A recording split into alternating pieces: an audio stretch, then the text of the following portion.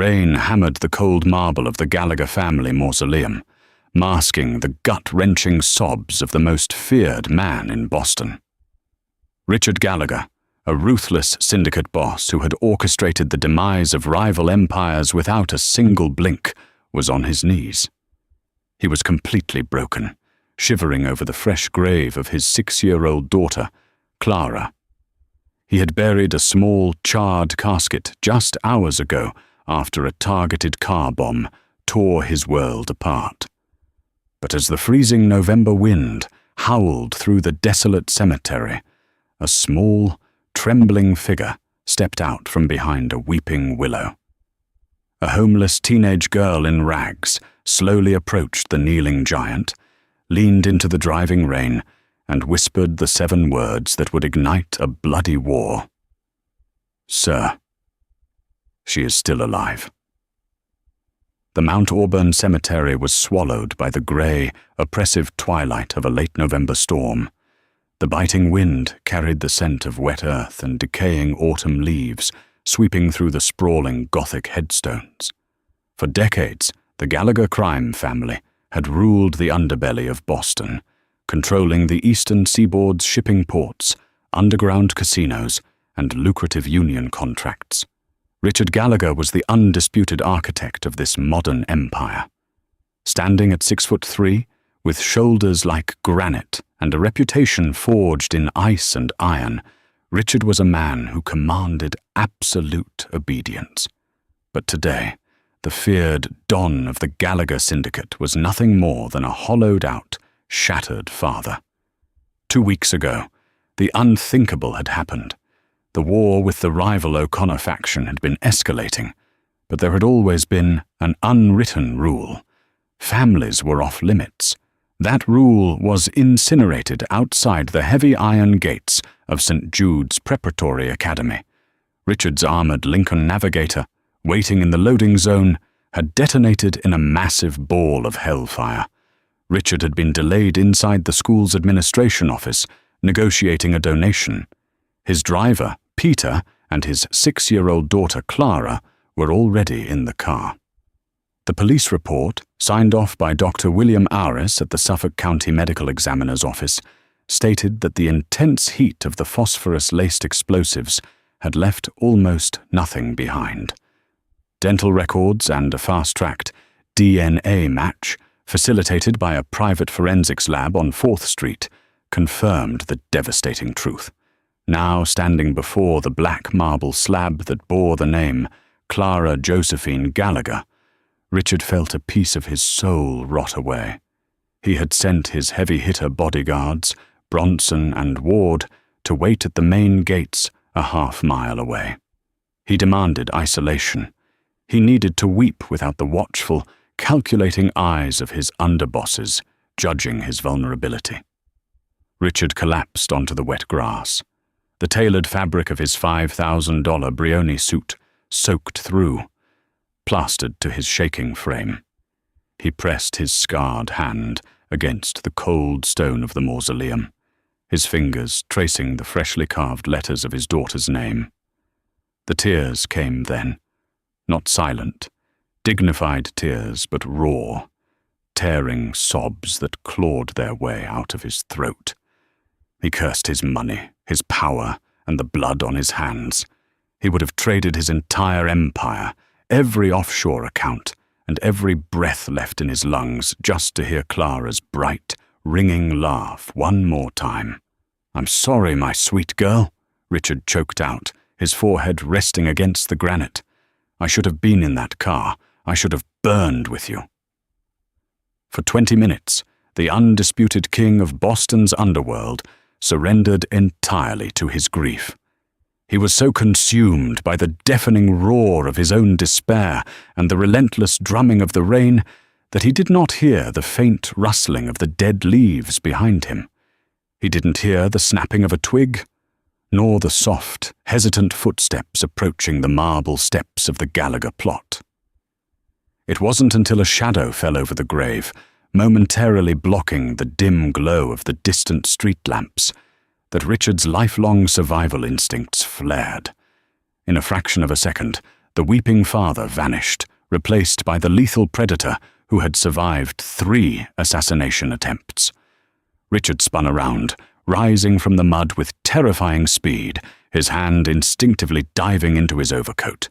He drew his custom-engraved Sig Sauer P226, racking the slide and leveling the barrel at the intruder's chest in a single, fluid motion. "Give me one reason not to blow your head off," Richard snarled, his voice a low, gravelly vibration that cut through the storm. But the target at the end of his barrel was not an O'Connor hitman. Standing before him was a girl, no older than 14. She was terrifyingly thin, her face smudged with dirt and soot, her matted blonde hair clinging to her hollow cheeks. She wore an oversized, filthy men's parka that swallowed her fragile frame, and her bare toes peeked out from the fronts of destroyed, waterlogged sneakers. She was trembling violently, her wide, terrified blue eyes fixed on the muzzle of the gun. Richard's finger eased off the trigger, though he didn't lower the weapon entirely. "Who are you? How did you get past my men?" The girl swallowed hard, raising her dirt-caked hands in a gesture of surrender. "I live here, mister," she stammered, her teeth chattering. "In the old crypts down the hill. The guards didn't see me because I never left." Richard stared at her, the adrenaline slowly receding, leaving behind a profound, throbbing exhaustion. He was pointing a loaded gun at a homeless child. Disgust washed over him. He lowered the Sig Sauer, engaging the safety, and slipped it back into his shoulder holster. "Get out of here, kid," Richard muttered, turning his back on her. He stared back at the dark marble of Clara's tomb. "This is private property. Go find a shelter before you freeze to death." He expected her to run. The sensible ones always ran when they realized who they had stumbled across. But the girl didn't move. She stood her ground in the driving rain, her small hands clenching into fists inside the oversized pockets of her coat. "I know who you are, Mr. Gallagher," the girl said, her voice surprisingly steady despite her shivering. "I know you're dangerous, and I know who is in that grave." Richard stiffened. He turned back around, his eyes narrowing into dangerous dark slits. "Watch your mouth. You have no idea what you're talking about." The girl took a step closer, stepping onto the polished granite of the mausoleum floor.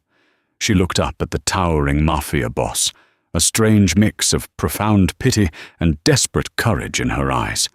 She leaned forward, her voice dropping to a harsh, urgent whisper that sliced through the sound of the rain. "Sir, she is still alive." The words hung in the freezing air, freezing the blood in Richard Gallagher's veins. For a long, agonizing moment, the only sound was the rhythmic thud of the rain against the stone angels watching over them. Richard felt a sudden, blinding flash of pure rage. He closed the distance between them in 2 massive strides, his large hands clamping down on the girl's frail shoulders. He didn't squeeze hard enough to break bone, but the grip was unyielding. He lifted her slightly, forcing her to meet his furious gaze. "What did you just say?" Richard breathed, his voice a terrifyingly quiet hiss. "Is this a sick joke? Did the O'Connors pay you to come here and torture me? Because if they did, I promise you, age won't save you." The girl whimpered, tears mixing with the rain on her dirty cheeks, but she didn't look away. "No, no one paid me. Please, you're hurting me." Richard forced himself to loosen his grip, dropping his hands, but he loomed over her, trapping her against the heavy iron doors of the crypt. "My daughter is dead. I buried her. I saw the coroner's report. I held the ashes. Now, tell me why you would say something so cruel before I lose the last shred of my humanity." The girl took a ragged breath, rubbing her shoulders. "My name is Stella. 3 weeks ago, before I moved to the cemetery, I was sleeping in the alley behind St. Jude's Preparatory Academy, near the dumpsters. It's warm there because of the kitchen vents. Richard went entirely still. The school, the site of the bombing. I saw your big black car pull up, Stella continued, her voice trembling as the traumatic memory resurfaced. I always watched the rich kids. I saw a little girl with a red ribbon in her hair walking toward the car with an older man. Peter and Clara, Richard thought, his heart hammering violently against his ribs. Clara was wearing a red ribbon that day. They got in the car, Stella said, wrapping her arms around herself. But then before the explosion, another car pulled up right next to it. A rusted blue work van. 2 men got out. They wore black masks. Richard grabbed her arm again, gently this time, his eyes wide with desperate intensity. What did they do, Stella? Tell me exactly what you saw. One of the men opened the driver's door and shot the older man, Stella whispered, a fresh tear sliding down her face. With a gun that had a big tube on it, it just went pfft. The other man opened the back door. He pulled the little girl out. She was kicking and screaming, but he covered her mouth with a rag. She went limp. He threw her into the back of the blue van. No, Richard gasped, stumbling backward as if he had been physically struck. No, the police said the blast. The blue van drove away, Stella interrupted, her voice gaining strength. A few seconds later, the man who shot the driver threw something into your black car and ran down the street. Then, the whole world exploded. The fire was so hot it burned my eyebrows. I ran. I didn't tell the police because they chased me away. But I saw it, Mr. Gallagher. Your little girl wasn't in that fire. Richard's mind was a hurricane of conflicting realities.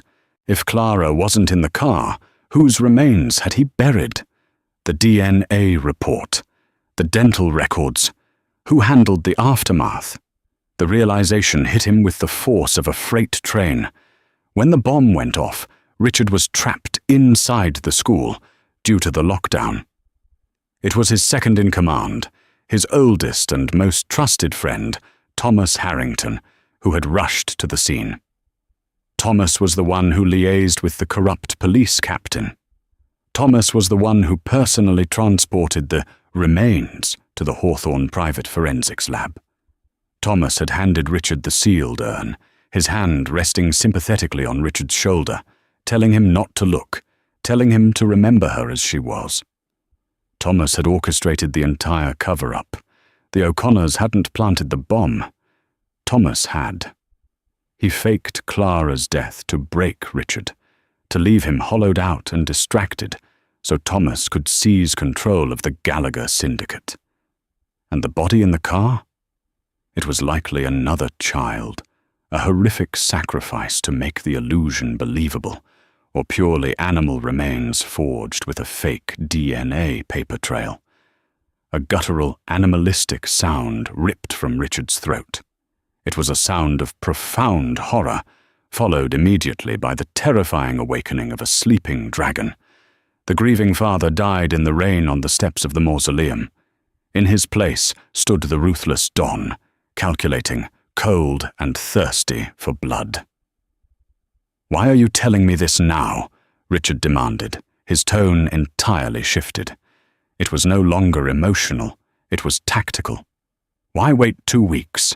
Why come to the graveyard? Stella reached into the deep pocket of her oversized coat. Her hand was shaking violently, because when the man pulled her out of the car, she dropped something in the struggle. It rolled into the gutter near the alley. I picked it up after the firemen left. I saw your picture in the newspaper. I saw where you were burying her. I thought you should have it. Stella uncurled her grimy fingers. Resting in the center of her small palm was a heavy silver locket. The edges were slightly blackened from the heat of the nearby blast, but it was unmistakable. Richard slowly reached out, his hand trembling as his fingers brushed against the cool metal. He clicked the tiny latch. The locket sprang open, revealing a miniature, smiling photograph of Richard and his late wife, Victoria. Engraved on the inside cover were the words, "To Clara, our light. Love, Daddy." He had given this to her on her 5th birthday. She never took it off. If it wasn't burned in the wreckage, she hadn't burned in the wreckage.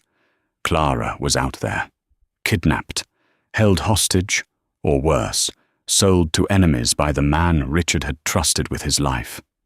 Richard closed his fist tightly around the locket, the sharp silver edges biting into his palm. The physical pain grounded him. He looked down at the homeless girl who had just completely rewritten the fate of Boston's underworld. "Stella," Richard said, his voice deadly calm. "You are never sleeping on the streets again." He unbuttoned his heavy, waterproof overcoat and wrapped it around the freezing girl's shoulders. He pulled his encrypted satellite phone from his inner suit pocket, dialing a number that bypassed his second-in-command completely, reaching directly out to Bronson at the front gate. "Bronson," Richard ordered, the lethal authority returning to his voice. "Bring the armored convoy to the north gate. Now. We are leaving." "Boss, are you all right?" The gruff voice echoed through the earpiece. "I'm perfectly fine, Bronson," Richard said, his eyes scanning the dark, rain-swept cemetery, already mapping out his warpath. "But Thomas Harrington is a dead man walking. Prepare the men. We are going hunting."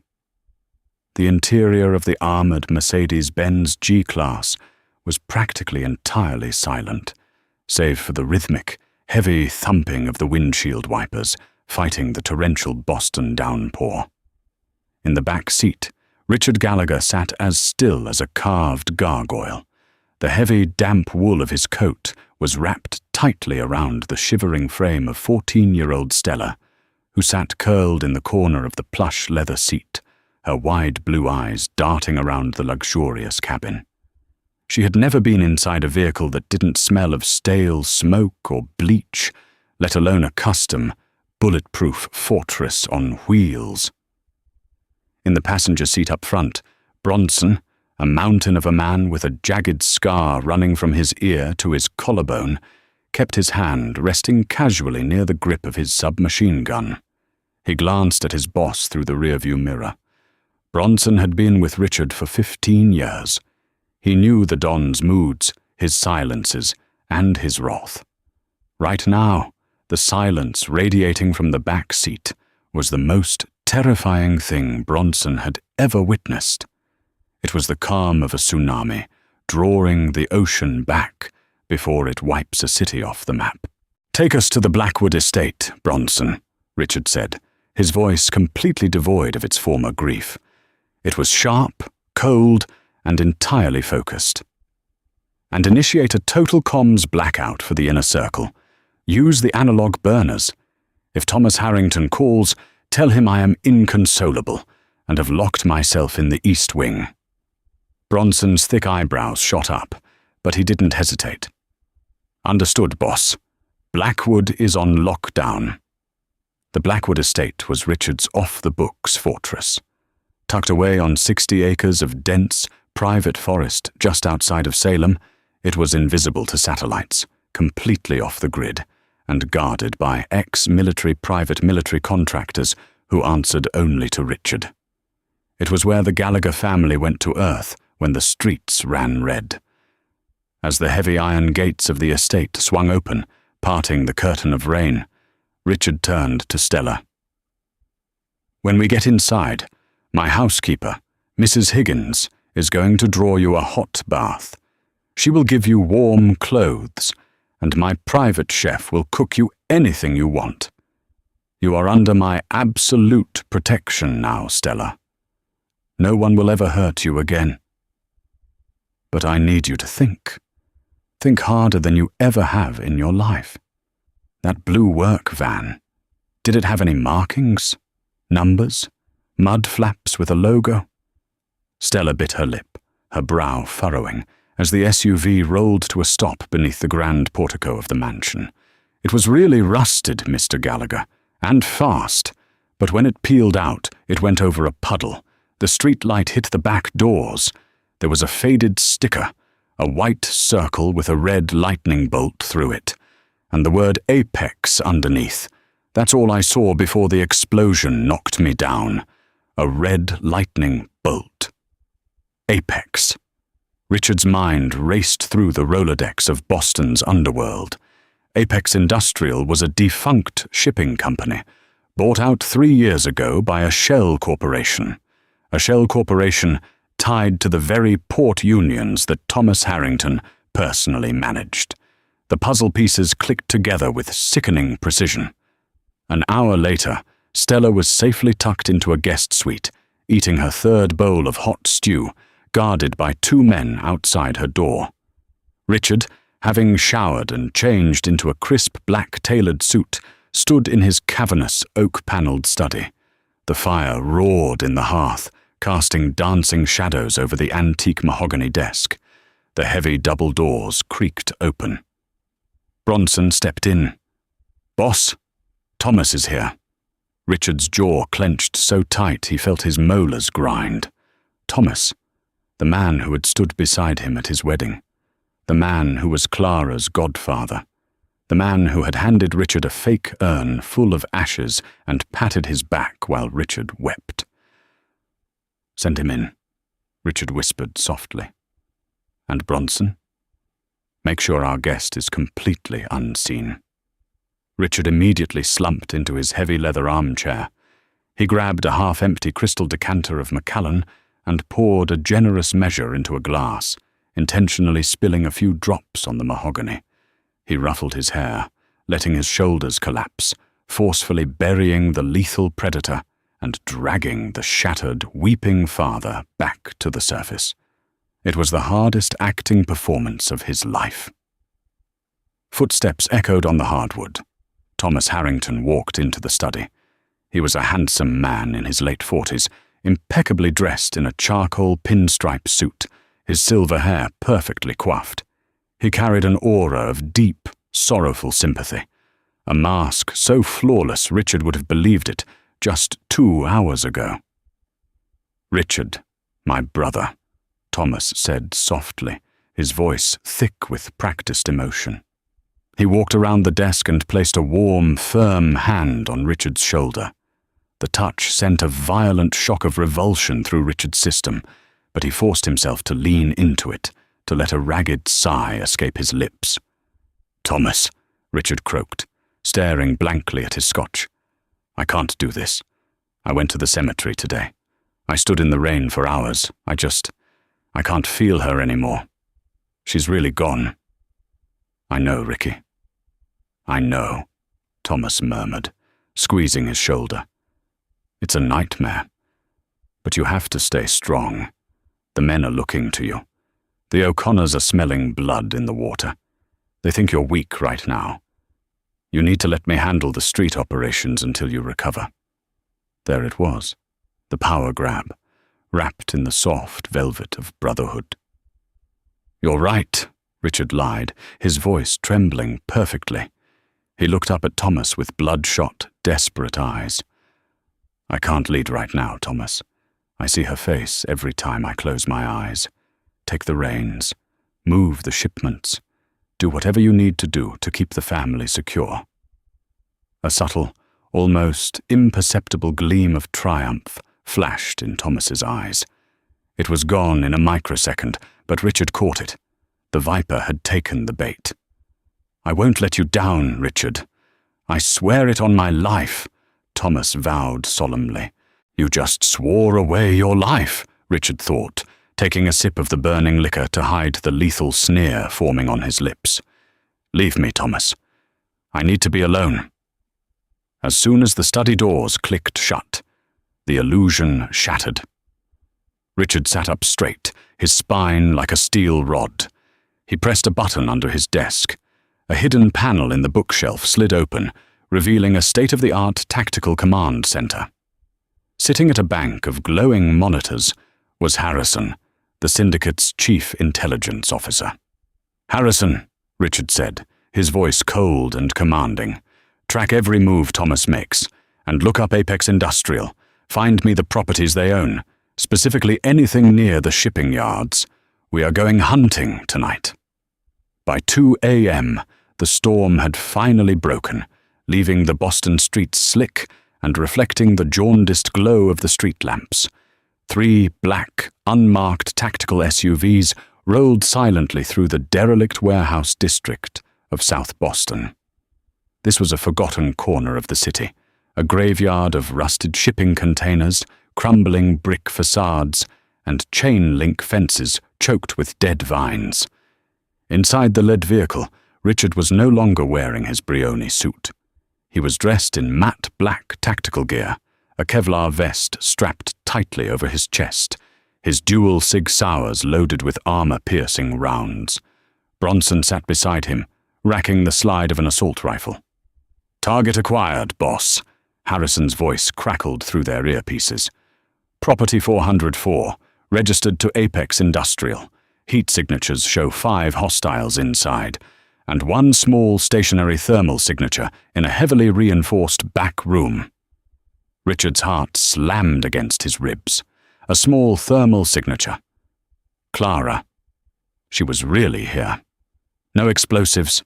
Suppressors only," Richard ordered, as the SUVs killed their headlights and rolled to a stop 2 blocks away. "We need them alive. I need to know who Thomas was selling her to. Move." The Gallagher strike team moved like phantoms through the shadows. They breached the rusted side door of the massive, echoing warehouse within seconds. The air inside smelled of ozone, damp cardboard, and cheap cigarette smoke. Richard took the point, his weapon raised, his eyes scanning the cavernous space filled with wooden crates. Suddenly, a suppressed gunshot, pfft, echoed from the catwalk above.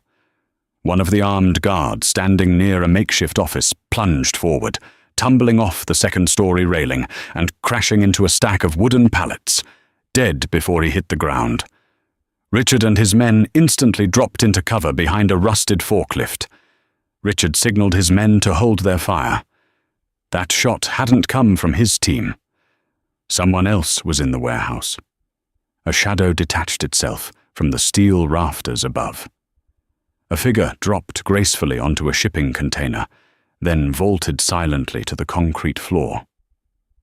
As the figure stepped into the dim light of a hanging industrial bulb, Richard's men raised their weapons. "Hold fire!" Richard hissed, stepping out of cover, his gun trained squarely on the intruder's chest. It was a woman, and she was breathtakingly lethal. She wore a sleek, form-fitting leather tactical suit that offered no resistance to her fluid movements. Raven black hair was tied in a tight braid down her back, and her striking olive-toned face was a masterpiece of sharp angles and fiery, dark eyes. She held a customized suppressed Heckler & Koch USP steady in her gloved hand, aimed right back at Richard's head. "Richard Gallagher," the woman said. Her voice was a low, melodic purr with a distinct, wealthy Italian lilt, yet it carried an edge sharper than a straight razor. "You're late to your own party." Richard didn't blink. "Who the hell are you? And why are you killing my targets?" A smirk played on her full, crimson lips. She didn't lower her gun.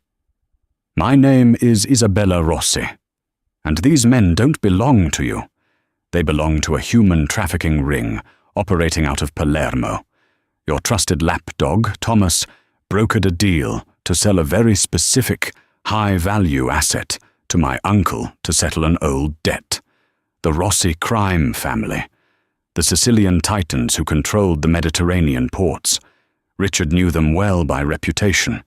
They were ruthless, aristocratic, and fiercely traditional. "Thomas sold my daughter to a Rossi?" Richard growled, the safety on his Sig Sauer clicking off, the sound loud in the silent warehouse. "If your family has harmed one hair on her head, I will burn Sicily to bedrock." Isabella laughed softly, a dry, humorless sound. She finally lowered her weapon, holstering it at her hip. "Put your gun away, Gallagher. My uncle is a monster. which is why I'm here to put a bullet in his skull. He killed my brother to take control of the family. I tracked his new American partners here to find his shipping manifest. It seems our interests are entirely aligned." Richard stared at her, assessing the lie.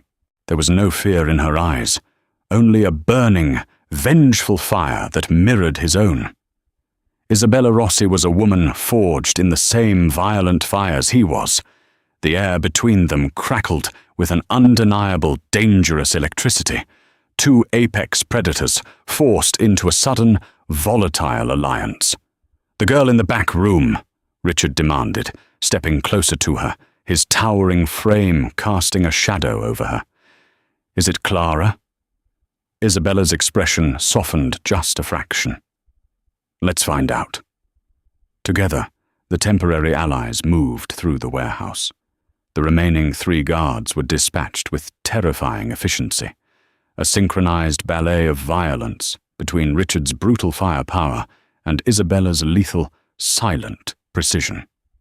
She moved like a shadow, taking down a guard twice her size with a vicious sweep of a combat knife. Richard found himself momentarily mesmerized by her sheer, unapologetic ferocity.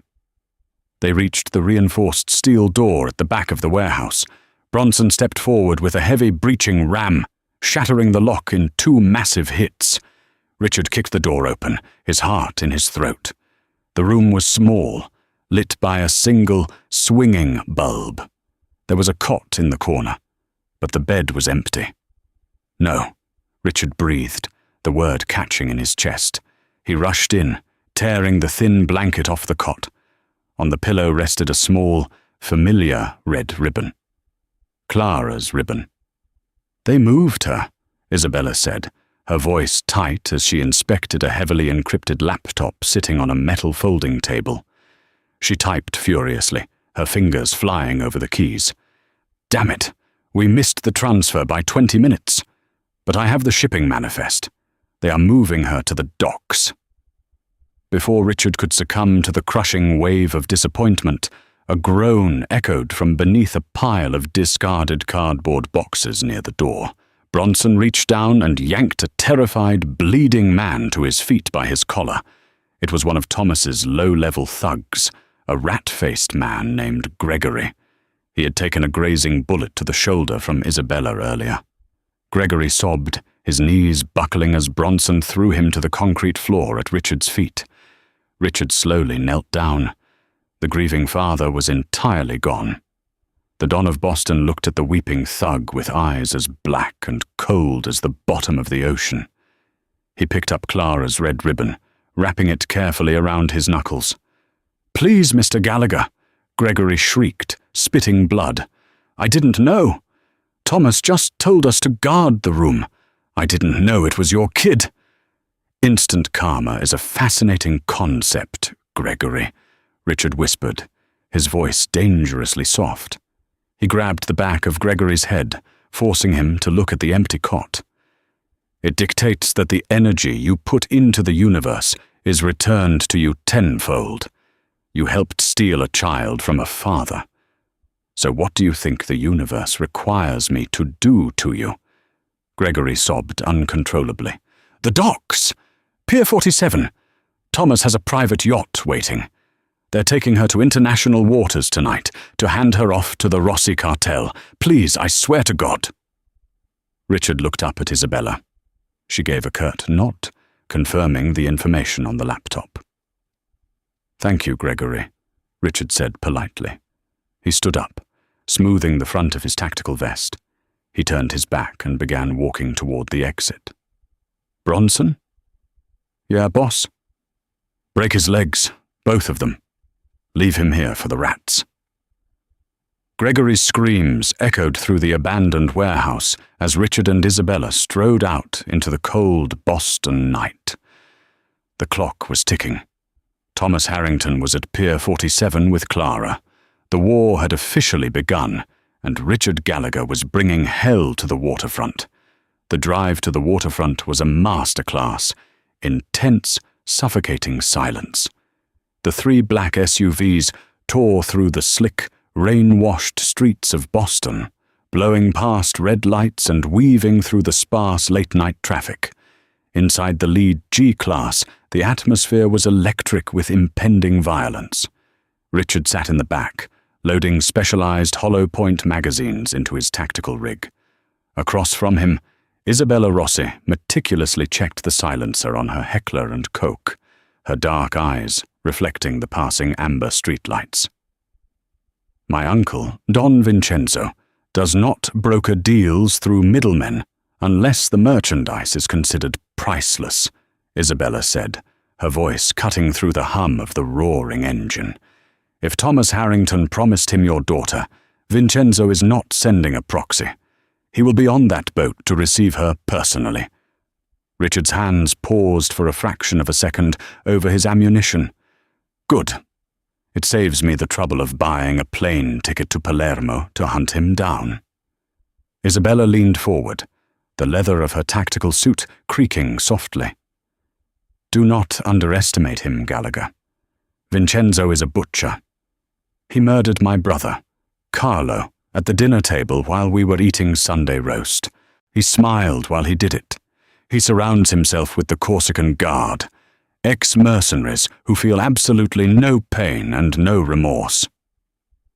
They bleed just like anyone else, Richard replied, his voice a low, terrifying rumble.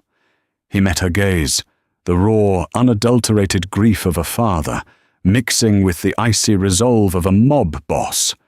For the first time, he truly looked at her not as an intruder, but as an equal. There was a profound, unspoken understanding passing between them in the dim cabin. They were both broken pieces of a violent world, driven by a desperate need to protect the blood they had left. I won't get in your way when you find Vincenzo, Richard promised softly. But Thomas Harrington belongs to me. Isabella's lips curved into a dangerous, breathtaking smile. Agreed, Don Gallagher. Let's go introduce them to the devil. Pier 47 was a massive, industrialized stretch of concrete jutting out into the freezing Atlantic Ocean. Moored at the very end of the slip was the Oceanic Vanguard, a monstrous, 3-story luxury yacht painted in matte black, rendering it nearly invisible against the dark water. The storm had passed, but a thick, salty fog had rolled in off the harbour, cloaking the docks in an eerie, swirling grey mist. Harrison's voice crackled through Richard's earpiece as the SUVs parked out of sight behind a row of rusted shipping containers. Boss, thermal scans show heavy resistance. I count 20 tangos on the outer perimeter, mostly Union dock workers loyal to Thomas. Another dozen heat signatures on the yacht itself, the Corsicans. Bronson, Richard ordered, stepping out into the freezing fog. Take the high ground on Crane 4. I want thermal overwatch. Suppressed fire only until we breach the main deck.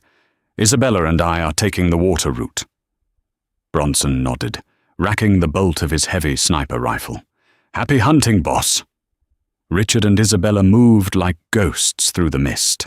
They slipped into the freezing, oil-slicked water beneath the pier, the biting cold shocking their systems, but doing nothing to slow their adrenaline. They swam silently between the massive wooden pilings, the sounds of the oblivious dock workers, smoking and joking, echoing above them. When they reached the stern of the Oceanic Vanguard, Richard pulled himself up the swim platform, his muscles straining against the weight of his waterlogged tactical gear.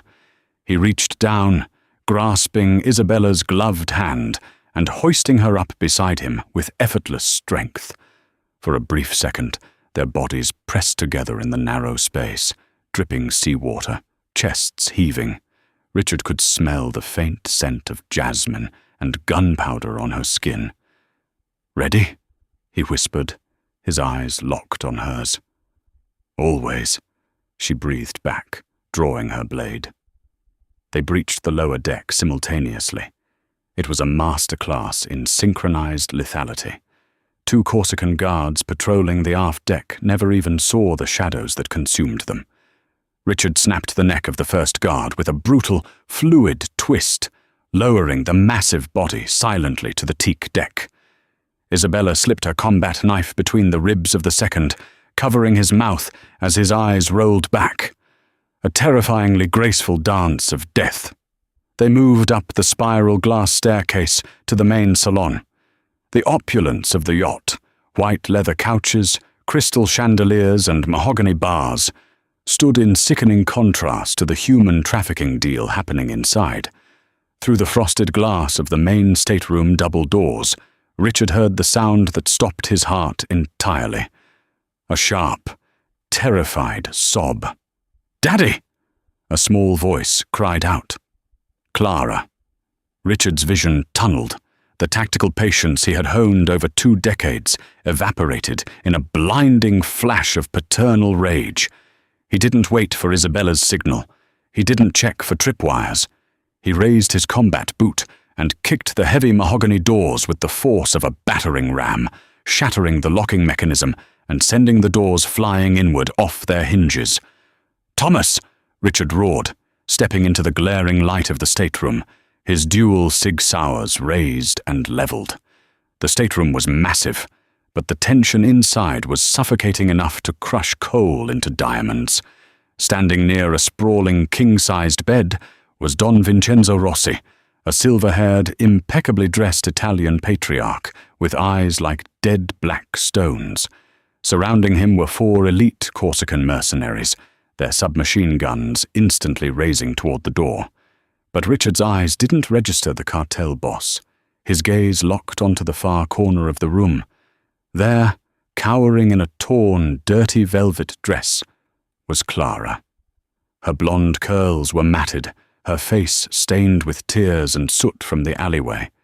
But she was breathing. She was alive.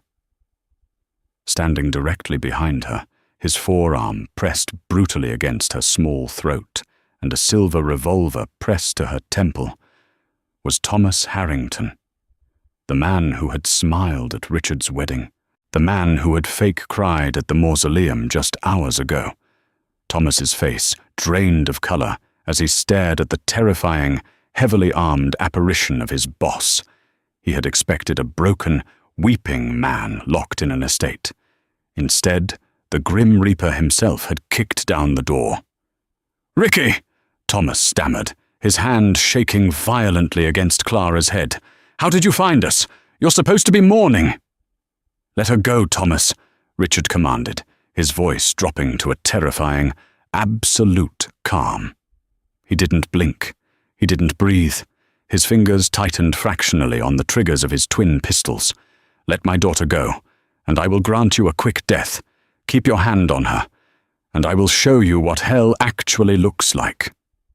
Before Thomas could answer, Vincenzo laughed, a dry, rasping sound. "So, this is the great Richard Gallagher, the King of Boston. You bleed onto my boat and interrupt my transaction? Kill him." The 4 Corsicans moved to fire, but they never squeezed their triggers. The glass skylight above the stateroom shattered inward in a shower of glittering shards. Isabella Rossi dropped from the upper deck like an avenging angel. Before her boots even hit the plush carpet, her heckler and coke barked twice.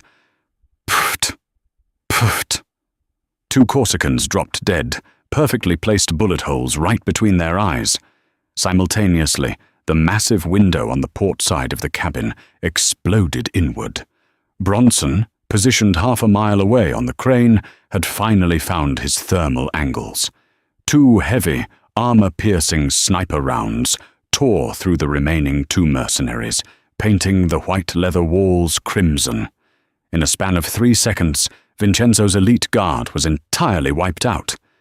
Isabella stood slowly from her crouch, her gun leveled squarely at her uncle's chest. "Hello, Zio Vincenzo. I heard you were in town. I brought a gift from Carlo." Vincenzo's arrogant sneer vanished, replaced by genuine, unadulterated panic. "Isabella, my beautiful niece, be reasonable. We are blood. I can give you the Palermo territories. I can give you anything." I don't want your territories, Isabella whispered, her eyes burning with tears of absolute hatred. She stepped forward, ignoring the fortune he was offering. I want my brother back. Bang! Isabella pulled the trigger, shooting her uncle perfectly in the kneecap. Vincenzo screamed, collapsing to the floor in a heap of tailored Italian wool and shattered bone. She calmly walked over to him, preparing to take her time, leaving the rest of the room to Richard. Richard hadn't moved a muscle. His guns were still locked on Thomas, who was now sweating profusely, backing himself and the sobbing Clara into the corner of the room. It's over, Tommy, Richard said, taking one slow, deliberate step forward. Your buyers are dead. Your men on the docks are currently being neutralized by my strike team. You have nothing left. I have her, Thomas shrieked, his voice cracking with hysteria. He cocked the hammer of the revolver. I have your legacy, Ricky. You always thought you were better than me. You got the empire. You got the beautiful wife. You got the perfect kid. I built this family with you, and I was treated like a glorified secretary. You were my brother, Richard said, the genuine sorrow finally bleeding through his icy exterior. I trusted you with my life. And you were blind, Thomas spat, tears of panicked rage streaming down his face. I set the bomb. I watched the car burn. I gave you those fake ashes, and you bought it like a pathetic, weak fool. If I can't have the empire, neither can you. Thomas reached into his jacket pocket with his free hand, pulling out a small, black remote detonator with a glowing red button. I rigged the engine room with enough C4 to send this yacht to the bottom of the harbor. Thomas laughed maniacally. You take one more step, Ricky, and we all burn together. Instant karma is a fascinating concept. Richard's eyes flicked to Isabella. She was standing over her bleeding uncle, but she had been watching the standoff. In a silent, split-second communication, honed by shared predatory instincts, Richard gave her the slightest, imperceptible nod. Isabella didn't hesitate. Without even looking away from Vincenzo, she whipped her suppressed pistol to the side and fired a single shot. The bullet shattered Thomas's wrist, cleanly severing the tendons holding the revolver. Thomas screamed in agony, his grip on Clara instantly failing as the heavy silver gun clattered to the floor. In a fraction of a heartbeat, Richard closed the distance. He didn't shoot. A bullet was too good for Thomas Harrington. Richard moved with the sheer, unstoppable momentum of a freight train. He slammed his massive shoulder into Thomas's chest, driving the traitor backward and throwing him violently against the steel bulkhead. Clara shrieked, covering her ears. "Daddy!" Richard swept his left arm out, scooping his tiny, fragile daughter up from the floor and pulling her tightly against his Kevlar-covered chest. He buried his face in her dirty hair, breathing in the scent of her, the reality of her existence, finally, truly washing over him. A single, hot tear rolled down his scarred cheek. "I've got you, my sweet girl," Richard choked out, kissing the top of her head. "Daddy's got you. You are safe. Close your eyes. Don't look." Clara buried her face into his neck, wrapping her small arms around his broad shoulders like a vice. Thomas was on the floor, clutching his shattered wrist, groaning in a puddle of his own blood. The black detonator had slid across the carpet, resting near Richard's boot. Richard looked down at the man who had orchestrated the darkest 2 weeks of his entire life. The man who had traumatized his child and forced him to mourn over an empty, charred grave. Richard calmly stepped on the detonator, crushing the plastic casing beneath his heavy combat boot, rendering the remote useless. But he knew from experience that C4 charges always had a manual backup timer on the brick itself. "Please, Ricky," Thomas begged, coughing up blood. "I'm sorry. I lost my mind. The money, the power, it poisoned me. Spare me. Let me leave the country. You'll never see me again." Richard slowly reached into his pocket and pulled out the heavy silver locket. The one Clara had dropped, the one Stella had brought to the cemetery. He popped it open, looking at the picture of his late wife and his beautiful daughter. "You burned my car," Richard said, his voice terrifyingly serene. "You made me bury a box of ash. You wanted to know what it felt like to control life and death." Richard turned to Isabella. She had just finished her business with Don Vincenzo, leaving the Italian mobster permanently silenced on the floor. "Isabella," Richard said calmly, "take Clara outside to the extraction point. I need 60 seconds. Isabella nodded. She approached gently, placing a soft, remarkably tender hand on Clara's back. "Come, Piccola. Let's go look at the ocean." Reluctantly, Richard handed Clara over. As soon as the stateroom doors closed behind them, Richard grabbed Thomas by his expensive collar and dragged him, screaming and kicking, down the narrow hallway toward the yacht's reinforced steel vault, a room Vincenzo used to store millions in cash and precious cargo during transit. Richard threw Thomas inside the small, windowless steel room. "Ricky, what are you doing?" Thomas screamed, scrambling backward against the cold metal wall. Richard walked over to a decorative vase in the hallway. He smashed it, pulling out a hidden, brick-sized package wrapped in tape, one of Thomas's backup C4 charges that Harrison's thermal scans had picked up earlier. The digital timer on the front was wired to a manual switch. Richard armed the explosive. The red LED display sprang to life. 0300. 3 minutes. Richard tossed the armed brick of C4 into the vault. It landed right in Thomas's lap. Thomas stared at the blinking red numbers, his eyes widening in absolute, paralyzing horror. He scrambled to his feet, lunging for the door, but Richard had already swung the heavy, foot-thick steel vault door shut. The massive locking mechanisms clicked into place with a resounding, final thud. Through the small, bulletproof glass viewing port in the door, Richard watched his former best friend. Thomas was pounding his bloody fists against the glass, screaming soundlessly, his face contorted in the exact, burning terror he had intended for Clara. "Instant karma, Tommy," Richard whispered to the glass, turning his back on the vault. "Enjoy the fire." Richard walked out onto the deck of the Oceanic Vanguard, inhaling the freezing, salty air of the Boston harbor.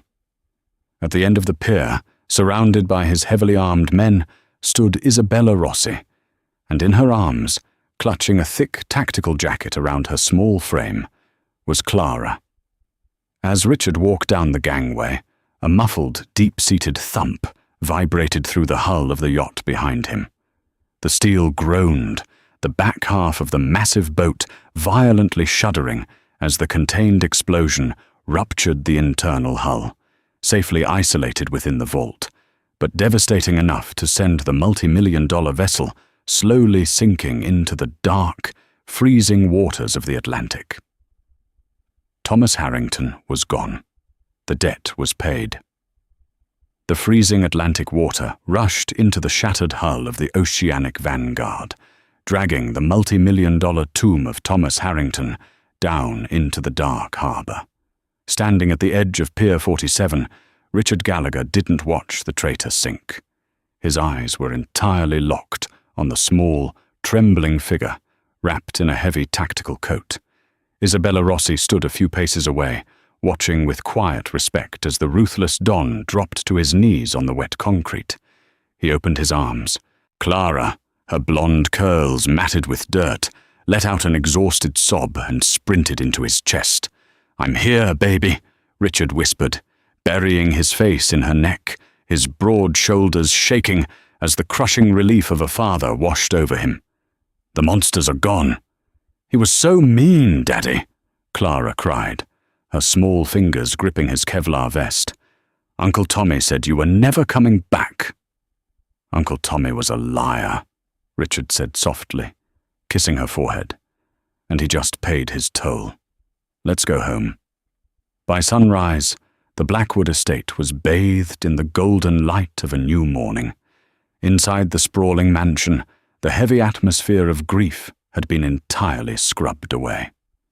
In the grand dining room, Clara, bathed and dressed in oversized silk pajamas, sat happily devouring a plate of blueberry pancakes. Sitting right beside her was Stella. The homeless teenager who had altered the course of Boston's history had been scrubbed clean. She looked fragile and overwhelmingly out of place, her eyes darting to the armed guards at the doors. Richard walked in, dressed in a clean charcoal sweater. The dead, hollow look in his eyes was gone.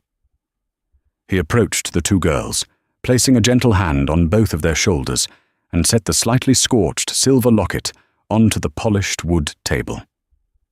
"Stella, look at me," Richard said firmly, yet gently. "You stood in a graveyard in a storm, facing a man with a loaded gun, because you knew it was the right thing to do. You gave me my life back." Stella swallowed hard, her blue eyes brimming with tears. "You are never sleeping in an alley again," Richard declared, his voice echoing with absolute authority. "By the end of the week, you will be a legally recognized ward of the Gallagher family. You will attend St. Jude's Preparatory Academy with a dedicated security detail. You are under my roof now." "You are blood." Stella broke down, weeping from the overwhelming shock of a miracle she never thought she deserved. Clara leaned over and hugged the older girl tightly. Watching them, a rare, genuine smile touched Richard's lips. He left the girls to their breakfast and walked down the hall toward his private study. Standing by the towering bookshelves was Isabella Rossi. She had changed into a sleek, tailored black dress borrowed from the estate's wardrobes. It hugged her curves, radiating a dangerous, effortless elegance. "It's a beautiful family you are building here, Richard," Isabella said, without turning around, her melodious, accented voice drifting through the quiet room. "The streets of Boston will tell stories about last night for a century." Richard closed the double doors, poured 2 glasses of Macallan scotch, and walked over to her. "What happens now, Isabella? Your uncle is at the bottom of the harbour." Isabella took the glass, her dark eyes meeting his. "I am the head of the family now. When I return to Sicily tomorrow, I will be crowned the Donna of the Rossi cartel. I will end the human trafficking operations. You'll have enemies crawling out of the woodwork to test a new queen," Richard noted. "Let them test me," Isabella smirked, a flash of pure lethality crossing her face. Richard took a step closer. The physical proximity instantly ignited the dangerous electric chemistry that had been simmering since the warehouse. 2 apex predators recognizing the exact same darkness and strength in each other. "You don't have to fight them alone," Richard murmured. "A formal alliance between Boston and Palermo would make both of our families untouchable." Isabella looked up at him, her breath catching slightly. "Is this a business proposal, Don Gallagher? Or something else?" "I don't trust easily," Richard replied, his hand slowly reaching up to brush a lock of raven hair behind her ear. "But I trust you, Isabella.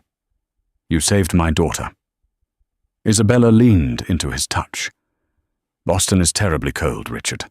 I prefer the warmth of the Sicilian coast." "Then I suppose I will just have to visit Palermo frequently," he whispered. He didn't wait for another clever deflection. Richard closed the final inch between them, capturing her lips.